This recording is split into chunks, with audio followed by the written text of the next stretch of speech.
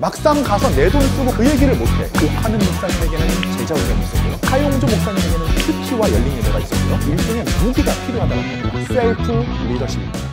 교회 청년부의 인원수 중요할까요? 중요하지 않을까요? 성경적으로 볼 때는 한 영혼이 천하보다 귀하기 때문에 청년부 인원수는 중요하지 않다고 생각하는 것도 맞는 답변이라고 생각합니다. 하지만 또 인원수가 주는 그 힘도 무시는 못하는 것 같아요. 또 교회에서 몇 명이 어떠한 방식으로 신앙생활을 하느냐에 따라서 그 시너지가 달라지기 때문에 인원수도 매우 중요하다고 할 수 있겠습니다. 그래서 오늘은 저희 청년부가 3명에서부터 125명까지 10명, 20명, 30명, 40명, 50명, 60명, 70명, 80명, 90명, 100명까지 성장해 오면서 알게 된 노하우를 여러분들에게 좀 전달을 해드리고자 청년부 10명 미만으로 우리가 돌아간다면 과연 어떤 방식을 취할지를 한번 3가지 정도 나눠보도록 하겠습니다. 저도 20대 때 아주 작은 교회에서 거의 저 혼자 신앙생활을 했기 때문에 작은 교회의 서름을 너무나 잘 알고 있습니다. 일할 사람이 나밖에 없는 것 같고 아무도 나를 도와주지 않는 것 같고 나도 큰 교회 가서 좋은 교육을 받으면서 다른 사람들과 어울려 신앙생활하고 싶은데 그 어느 것도 나에게 허락이 되지 않는 것 같은 나의 마음의 비참함, 또 그런 것도 있지 않습니까? 오늘 또 교회를 가면 봉사를 너무 많이 해야 되기 때문에 오늘 아프다고 하고 교회 안 갈까? 늦게 일어났다고 하고 잠수 탈까? 그러다가 결국 교회를 나가서 이렇게 결심합니다. 진짜 내가 오늘까지만 하고 목사님께 말씀드린다. 절대 못한다고 말씀드린다. 그러다가 또 하나님 앞에 생각해보면 올해까지는 하고 올 말에 목사님께 분명히 말씀드린다. 하지만 또 연말이 되면은 나밖에 일할 사람이 없기 때문에 하나님께서 나에게 허락해 주신 십자가라고 생각되기 때문에 또 그 비참한 길을 계속적으로 달려가는 그 마음 저도 너무 잘 알고 있습니다. 자, 그럼 돌이켜보니까요, 이러한 상황이 저와 여러분에게 무엇을 하나님께서 훈련시켜 주시기를 원하는지를 너무나 잘 이야기해주고 있다는 사실, 그것은 무엇입니까? 바로 셀프 리더십입니다. 즉, 내가 예수 그리스도의 제자가 되기 위해서 어떠한 훈련을 받아야 되는가, 이러한 나밖에 혼자 없는 척박한 상황 속에서 나를 계속적으로 하나님 앞에 드리는 그 훈련들을 통해서 이미 내가 성숙해지고 있다는 사실을 알게 되는 것이죠. 그러면 제가 여러분들께 단순히 큐티를 하라던가 예배를 하라던가 기도를 많이 하라던가 이런 수준의 어떤 추상적인 답변이 아니라 정확하게 어떤 리더십을 연습해야 되는지에 대해서 말씀을 드리고자 합니다. 누가복음 14장 26절 27절에 보면 이렇게 얘기하고 있어요. 누구든지 형제나 자매나 그 부모나 자녀나 심지어 내 목숨까지도 미워하지 아니하면 내 제자가 되지 못한다. 첫 번째, 우리가 연습해야 되는 리더십은 제자가 되는 리더십입니다. 제자는 무엇이냐? 첫 번째, 내가 사랑하는 그 어떤 모든 것들보다 예수님을 조금 더 사랑하기로 결정하는 것이다. 그런데 여기서 미워하다의 헬라어 동사 원형인 미세오라고 하는 단어는 마음에 두기를 싫어하다, 이런 뜻입니다. 그러니까 덜 사랑하다로 번역하는 게 어떻게 보면 더 정확할 수 있겠죠. 실제로 마태복음에서는 덜 사랑하다로 번역이 되어 있거든요. 자, 그러면 기독교의 무서운 점이 여기서 나오는데요. 다른 모든 걸 사랑해도 됩니다. 단지 제자가 되기 위해서는 그 모든 것들보다 예수님을 좀 더 사랑해야 됩니다.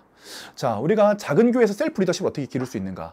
내가 이 혼자서 견뎌내야 되는 모든 일에 대한 동기가 예수님을 조금 더 사랑하기 때문에 이것을 견뎌낼 수 있다는 동기가 된다면 그것은 엄청난 셀프 리더십으로 성장하게 될 가능성이 있는 것입니다. 자, 그리고 제자가 되기 위한 두 번째 조건, 자기 십자가를 지고 예수님을 따라와야 됩니다. 자기 십자가란 무엇까? 십자가는 예수님의 사명의 상징이요 고통의 상징이지 않습니까? 그런데 우리는 우리의 사명이 뭔지 몰라요. 우리가 아는 것은 오늘 하루가 우리에게 주어졌다는 것뿐입니다. 그렇다면 오늘 하루에게 나에게 주어진 24시간, 그리고 나의 직장과 나의 학교, 나의 모든 관계들이 나의 십자가라는 것입니다. 그러면 예수 그리스도를 따르는 제자라는 건 무엇인가? 오늘 하루를 예수 그리스도의 이름으로 최선을 다해 십자가를 지고 따를 수 있다는 것을 의미하는 것이겠죠. 자, 그럼 셀프 리더십은 무엇인가? 제자가 되는 것인데요. 두 가지로 예수님을 더 사랑하고 자기 십자가를 지고 예수님을 따라가는 겁니다. 작은 교회에서 청년부 10명 미만일 때 우리가 이 부분을 훈련할 수 있는 가장 중요한 상황이 조성되는 거죠. 자, 10년 전에 저로 돌아간다면 저에게 또 해주고 싶은 얘기가 있습니다. 바로 리더십에 대한 얘기인데요. 제가 생각하는 저의 리더십은 저도 모르게 그런 마인드가 좀 있었던 것 같아요. 내가 전도사니까 우리 청년들은 내 말을 들어야 된다. 내가 형이니까 내 말을 들어야 된다. 지금 생각해보면 당시에는 좀 그랬던 것 같단 말이죠. 그러니까 이 리더십에 대한 마인드가 바뀌지 않으면 우리가 올바른 리더십으로 갈 수가 없다. 그럼 우리는 청년부가 10명 미만일 때 올바른 리더십에 대해서 배워야 되는데, 그러면 리더십은 무엇일까? 바로 관계를 의미합니다. 리더십은 어디서 나온다? 관계에서 나온다. 그래서 제가 추천드리고 싶은 게 신방을 겁나 다니시기를 추천을 드립니다. 저도 지난 10월 달에 신방을 몇 번 했는지를 세보니까 10월 한 달 동안만 신방을 50번을 했더라고요. 왜? 신방을 왜 이렇게 많이 할까? 그 사람을 올바른 예수 그리스도의 제자로 세우기 위해서입니다. 자, 그런데 제가 신방에서 가장 많이 실수했던 게 있습니다. 신방을 하러 간 게 사실은 같이 좀 교회 생활 열심히 해보자, 같이 좀 예수 그리스도 나가보자, 이렇게 해서 신방을 간 건데 막상 가서 내 돈 쓰고 맛있는 거 사주면서 그 얘기를 못해. 왜? 제가 얘기를 하지 않아도 교회 전도사가 찾아왔으니까 그 사람은 당연히 알 거라고 생각을 하는 거죠. 이것이 바로 저의 큰 착각이 되겠습니다. 사람은 내 입으로 말해주지 않으면 절대로 알 수가 없다. 그런데 또 이렇게 생각하시는 분들 있잖아요. 근데 전도사님, 그렇게 가서 내 목적을 이야기하기엔 내가 너무 속물이 된 것 같아요. 그래서 가장 중요한 건 내가 셀프 리더십으로 그 사람에 대한 진심을 가지고 있는가 하는 부분이 되겠죠. 신방을 가서 꼭 맛있는 걸 사주십시오. 그 사람의 이야기도 들어주고 함께 소통도 잘 한 다음에 본인이 원하는 걸 꼭 얘기해서 설득을 시켜야 됩니다. 너와 함께 교회를 잘 만들고 싶은데 찬양팀에 같이 합류해서 이러한 역할을 좀 맡아주는 게 어떻겠니? 근데 물론 나도 이제 얘기할 수는 있지만 너 거절할 수는 있잖아. 편하게 한번 얘기해 줬으면 좋겠다. 예수님의 리더십은 그 리더십이었잖아요. 제자들과 함께 3년을 삶으로써 그 관계성에서 삶으로 보여주는 그런 리더십을 우리가 연습해야 되는 필요가 있다라는 거죠. 자, 그럼 대망의 세 번째, 이게 오늘 제가 얘기하고자 하는 핵심이자 주제일 수 있는데요. 첫 번째, 두 번째가 마인드라면 세 번째로는 구체적인 사역을 어떻게 나갈 것인가. 위대한 사역을 하신 목사님들을 보면요, 영성 면에서 뛰어났고 그 영성을 표현하는 기획력과 실행력 면에서 뛰어났다는 걸 알 수 있습니다. 예를 들면 옥하는 목사님에게는 제자훈련이 있었고요, 하용조 목사님에게는 큐티와 열린 예배가 있었고요, 유기성 목사님에게는 나눔 죽고 예수로 사는 삶, 예수동의 운동이 있었고요, 여의도 순복음교회 조용기 목사님에게는 성령 운동이 있었습니다. 이것처럼 내가 과연 가장 잘 할 수 있는 것이 무엇일까를 우리가 아는 것이 중요한 거죠. 어떤 청년부든 우리 청년부만 가지고 있는 일종의 무기가 필요하다는 겁니다. 11년 전에 저희 교회 청년부가 청년 3명과 개척했을 무렵에 저희 교회는 상가 2층의 작은 교회였기 때문에 그 어떤 인적, 물적 인프라도 제공해 줄 수 없었습니다. 왜인지 아십니까, 여러분들? 사람들이 교회를 선택하는 것에 있어서 가장 중요한 것은 바로 내가 가서 얼마나 편하게 누릴 수 있느냐, 교회 건물이 있느냐, 이런 것들이 엄청 중요하기 때문이죠. 아무것도 제공할 수가 없기 때문에 생각을 했습니다. 우리 교회만 제공해 줄 수 있는 무기가 무엇일까? 제가 20대 때 기독교 변증을 조금 좋아했어요. 그래서 우리 교회는 기독교 변증을 통해서 안티크리스찬만 한번 찾아다녔으면 좋겠다.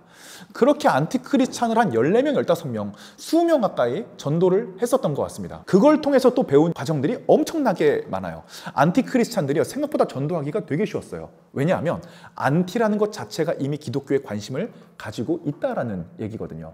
그 부분만 살짝 풀어주니까 이 사람들이 교회를 오기 시작하는 거예요. 물론 마음고생도 많이 했습니다. 나 안티인데 내가 교회를 다니고 있는 거예요. 거기서 오는 인지 부조화. 근데 나를 이렇게 인지 부조화하게 만든 사람이 누구예요? 맞습니다. 바로 전도사입니다. 그래서 저도 그 친구들과의 갈등을 겪으면서 성장한 부분들이 굉장히 많이 있었다는 것. 아무튼 이 DNA가 아직도 우리 교회에 남아있고요. 우리 교회 현재 80% 정도도 가난한 청년들이고 10%가 안티크리스찬들입니다. 나머지 10%가 수평 이동을 한 청년들인 거죠. 그래서 정리하겠습니다. 과연 10년 전으로 돌아가서 우리 청년부가 10명 미만일 때 나는 무엇을 할 것인가? 첫 번째로 셀프 리딩을 할 것이다. 저 개인적으로 저를 훈련시킨다는 목적을 많이 갖게 될 것 같습니다. 두 번째로는 관계성에 대해서 배울 것 같습니다. 관계성에서부터 리더십이 나온다는 사실을 다시 한번 배우고 싶습니다. 세 번째로는 내가 지금 가장 잘할 수 있는 것, 우리 교회 청년부가 전달할 수 있는 것, 무기는 무엇인가, 이걸 한번 생각해 볼 것 같습니다. 혹시 이 영상을 보신 여러분들도 지금 10명 이하의 청년부에 계시다면 지금 어려운 것이 무엇인지, 내가 훈련되어야 되는 부분이 뭔지, 우리 교회 청년부가 무엇을 전달할 수 있을지를 한번 생각해 보신다면 우리 청년부가 가야 할 방향성이 명확해지지 않을까. 아무튼 오늘 영상 시청해주셔서 감사드리고 저는 또 다음 영상으로 돌아오도록 하겠습니다.